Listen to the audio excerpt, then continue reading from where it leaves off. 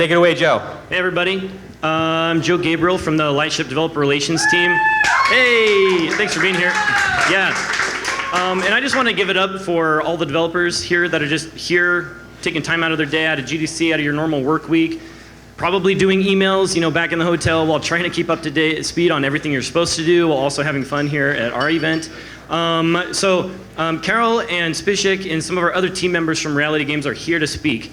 And I just want to do a quick warm intro for these guys. So, as part of kind of like Niantic's developer relations, we get to, and the funnest part of my job is work with third-party developer teams that are building with the Lightship Decay. Okay, so rewind a few months. It is November 2022 in Helsinki. It is cold. I'm attending this conference called Slush. I'd never been there before, wasn't really sure what to expect. And I get a LinkedIn message from Spishik back here. And we're like, hey, let's meet up. And I was like, oh, these guys are making really cool mobile games. Successful game dev studio. I'd love to talk and learn more. We pick a meeting location. I hop on the city transit's actually really fantastic in Helsinki. 20 minutes later, I arrive at the location. I'm looking around, and it's like there's a meetup, an XR meetup that's getting set up there. But man, I cannot find Spishik. So like we message each other back and forth on LinkedIn. We are on opposite sides of Helsinki, and he was so kind and patient to wait for me as I tried to book it back into the city. Just thank you, Spishik, for not giving up on me as we were trying to find each other at Slush. Cheers, man. And then over the last 3 months, just working with these guys throughout their development, really talented team. I just want to invite you to pay close attention. A lot of the dev teams that I work with are early startups, kind of small indie studios. Finding kind of working towards their first breakout success. What I love about these guys is that they've kind of have the mobile game dev experience where they have really large data points as well as kind of what works in this cross section of maps-based gameplay and compelling fun. And this is kind of where they're coming from and then diving into Lightship Decay. So give it up one more time for Carol speaking from Reality Games. Hello everyone. Okay, so as Joe mentioned, I will try to introduce myself a little bit and the company. I will try to show what we do, mostly games, but also the technology that we use in it. And then at the end, unfortunately, I can't show you everything we did with the Lightship Decay because it's IP protected so far, but I will try to describe a little bit, and I hope afterwards you will have some questions and I can answer them. So starting with me, I'm head of production at Reality Games. I'm in charge of all the games that we have. Right now we have 2 live games and 1 in production. I love sport and I love all the kind of competition and gaming, and probably that's how I ended in this industry. So yeah, about Reality, we are one of the lucky companies that started the geolocalization games actually before Pokemon Go. Once the Pokemon Go came in, we were already ready for the geolocalization boom. We were founded in 2015. We are based in Krakow in Poland. Zbyszek is our CEO who is here, so thank you for bringing me as well. And as you can see, we have won multiple rewards for mostly our first game, the Landlord Tycoon, that was released in 2015. Overall, we so far have released 4 games. All of them are big data, 3 of them geolocalization games. The first one, released in 2015, Landlord Tycoon, is live till today. And the newest one, Landlord Go, we released in 2020. As you can imagine, 2020 wasn't the greatest time for the geolocalization games due to the COVID. Nevertheless, right now we are working on the to-be-announced project. I will call it Project X for the purpose of this presentation. And this is actually the product that we cooperated with Niantic with the Lightship Decay. So quick introduction once again about Landlord Tycoon 2015, over 15 million downloads. Till today it's live, we are still developing it. It still has a lot of players. This is a very heavy on stats, heavy of number game, so it appeals mostly for older men that want to invest in properties, that want to trade those properties, because our games are all about walking around and finding the properties that you know and purchasing them. getting rent from them and then growing your empire value, so getting bigger buildings, more famous buildings, not only in your neighborhood at that point, but also all around the world. Then in 2020, we created a very similar game to Landlord Tycoon, but much more casual. You know, the Landlord Tycoon was a game where developing your empire took a while, and it wasn't appealing to all group ages. So we came up with Landlord Go, which not only is much easier game to kind of play with, but it's also much nicer in the UI sense. It has the 3D maps, and as you can see, it looks much nicer than the one before.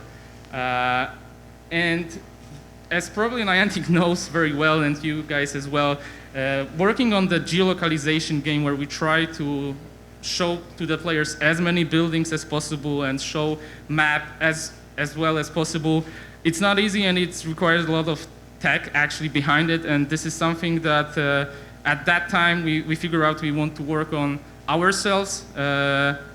And I want to show you a little bit what we did so far. Since 2016, we are developing the big data engine. We started with this, just putting the categories of all the points of interest that we had in our database. The next stage we did was adding the open source data that is available online. So not only the category of the building, but also NASA light, how much light is producing the building, popularity from all the kind of social media, and many more that I will present in a second. We want to put even more data into it, and we want to have the big data, the big dots project. We want to have a multivariate analysis that combine all sorts of information, also the information coming from the users, from the players. So as I mentioned, we have right now in our database almost 87 billion points of interest all around the world, and we get open data from many sources, from the government, from the social, even from the NASA. And one thing we want to add, because we figure out the data we can find in the internet is not enough to do what we actually want. So what we are right now developing and what we are looking on is crowdsourcing data, so data coming from the players and players actually confirming the data that other people are putting in, so that we have as good quality information about places, about points of interest as possible. You may, as I said, so the idea behind it is with our games and with users and player base that we have, which is right now over a few million, I think, is that people will be able to use the game, and we can have some, we can try to get them to do different stuff. For example, we can do the quest for them to put how high is the building, so that they need to go to the specific place, put the phone, check the height of the building, and then we can cross-check it with other players to which we also send the similar quest. And as more people can confirm that the data that is coming from those users kind of match together, we can we can know that this is actually the true data, not some player just putting the fake data there. And you might ask why we need all of those information for our game. And mostly right now we are using it to evaluate all of those 87 million properties that we have in game. You know, it's not easy, and you know, probably you can do it by hand, but with 87 million is not so easy to determine if the bridge, like Golden Gate Bridge, has higher value than the bridge in some small city. And with all of this data coming from the open source as well as from players, it's become much easier to evaluate, so that our game showcase the reality more, so that as players purchase the Golden Gate, they have higher valuation than the bridge in some small city in Poland. Other thing that we really are excited about and what we can use this data for is actually the AR hardware. The next thing coming, probably, hopefully, the glasses from Apple or Google. We want our database and our Big Dots project to be able to showcase via those glasses the points of interest the best way possible. So to be customized for player or for the user, and also to not have so those points of interest are not scattered. Because right now, if you open, for example, Google Maps, you will see there is multiple places at the same point.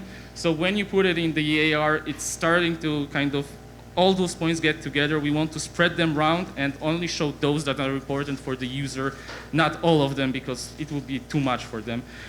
Another thing is that the Project X I mentioned is also, we are working so that it will be compatible with any glasses that will come to the market in the next few years. Beside the Big Dots project and overall point of interest, as Niantic as well is using their maps, we also need to use 3D maps, but with all the, in 2015 and 2020, the maps that were available on the market, we're not kind of satisfying in all needs. So what we actually started doing is create our own SDK. We call it Reality Maps. And this is one of the proof of concept, a game called Food Truck Tycoon, that is using these maps that not only show the 3D buildings in terms of where they are and how they look, but also there are categories of those buildings set in places. And again, what's the idea behind the game? It was that to make it more realistic, you were having a set of food trucks with different styles of food. So what we wanted to do is make it more realistic. And as you set those food trucks in places like, for example, school, and you are selling ice cream in the food truck, it will create more revenue to the players. So it's more realistic than randomizing it from the different places. And if you go, for example, to a college place, you probably, and you're selling beer, you will get more money as well. So kind of making this experience much more realistic based on the data that we have and the map we can showcase with the colors and everything, what is where, and kind of engage player in this way. This is a little bit about our product vision, how those maps can look in the future in our games with all the categories, all the textures that we are still developing, and we can see, but as you can see, we have the full picture, not only the buildings and where they are, but what kind of category it is, all the data about those buildings, so that player is aware or user is aware what they can find there. And finally, the last thing we just started actually using, and this is the part where we are partnering with Niantic and Lightship area Decay, is the Project X, the experience we want to add to the games that we already have, so the geolocalization games, is the PvP aspect, and the Project X has a great opportunity to add it, and for that we are actually using the AR. We want to use AR. The graphic you see here is, if you visited the Lightship page, you will know that it's from their page. Unfortunately, I cannot show you here the actual footage of the game. We have already prepared the demo of the game with all the AR experience of players competing with each other. Especially, we are excited about the shared AR experience, not only you having the AR experience, but also your friends standing next to you and playing together. Playing versus each other is something that we are really excited, and we see a big potential with the game. As we said, our geolocalization game are already successful. Adding to it the PvP aspect and the AR with the Lightship AR Decay definitely is something that will put this experience even higher. And the last project we are right now working on, it's actually coming to life next month. I want very briefly to talk about is Reality Metaverse. We created the NFTs of over 1,000 buildings around the world. We created the 3D models of them and put them on the map. With our experience coming from the game's geolocalization, we want this NFT project to have some gamification in it. We created marketplace for it. We created leaderboards for players who, for NFT owners who are buying them in terms of how much they are earning, how much they are having of specific NFTs. But what we are most excited about is actually combining the Web 2 and Web 3 products together. There will be, it's not necessarily game, our Landor Go will be the game Web 3 game, but it will be strictly connected with our Web 3 Metaverse project. So as people purchase more the same properties in-game that the properties that NFT owners have, some of the revenue will be shared with the NFT owners. On the other hand, NFT owners, because of the connection, we hope will also be more engaged into the game Firstly with Landlord Go, but in the future we might add more games to the Web3 project.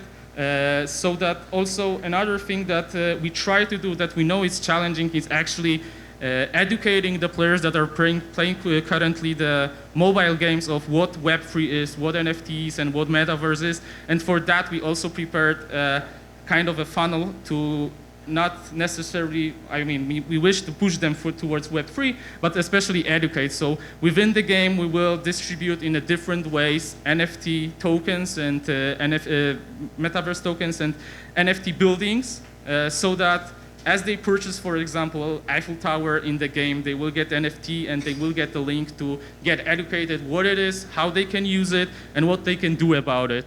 And this is not only purchasing things, but we will also create quests for players to do, so that as they progress with the quest, reward will be some form of NFT. And again, same funnel, they will need to go and learn about the Web3, so that it's not pushing them to Web3, but it's trying to convince them that this is a great idea and they should definitely join. And that would be all from me. Thank you very much.